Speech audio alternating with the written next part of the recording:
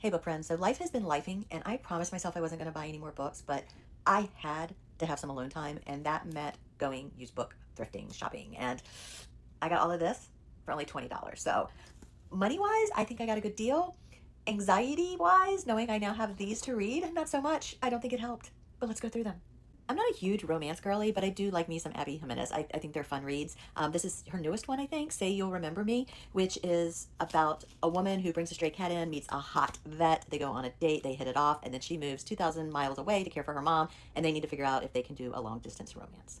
Next, I have another Book Talk favorite, Atmosphere from Taylor Jenkins Reid. I'll be honest, I've only read the Seven Husbands of Evelyn Hugo by her, but this one is all over the place. This is a story of a female astronaut in training, and she falls in love with another female astronaut.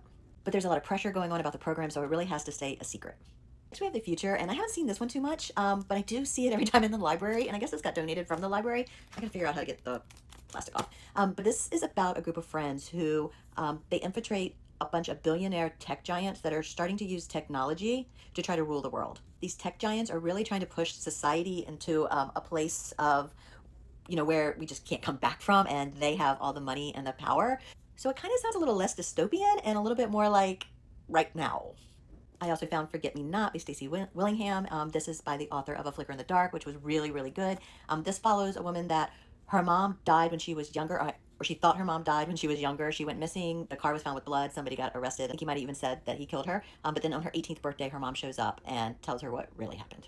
And I also got One of Us is Dead by Geneva Rose, one of my favorite TikTokers on here. And I love her books. They're just such a fun read. This one is about 4 or 5 different women, I think. Shannon, Crystal, Olivia, Jenny, maybe somebody else. They all live in Buckhead, which is a very expensive city, and they all want to be the queen of Buckhead. There's a lot of drama, a lot of lies, a lot of deceit, and eventually one of them gets murdered. And it's told in all the points of view of them until you find out who was actually murdered.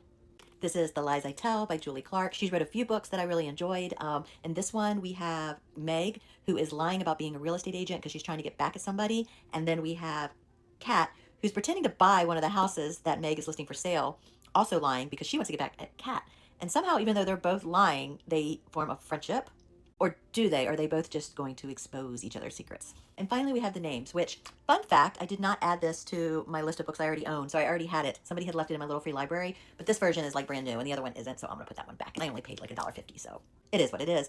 In the names, this is kind of like the movie Sliding Doors. I used to love that movie. I think that was in the 90s, and it's the story of Cora, and it follows her through, she's in a domestic violence relationship, and what actually happens in her life based on her decisions that she makes. There's like 3 doors that she could go through based on those decisions. So this was my used book haul. What do you think? Let me know in the comments.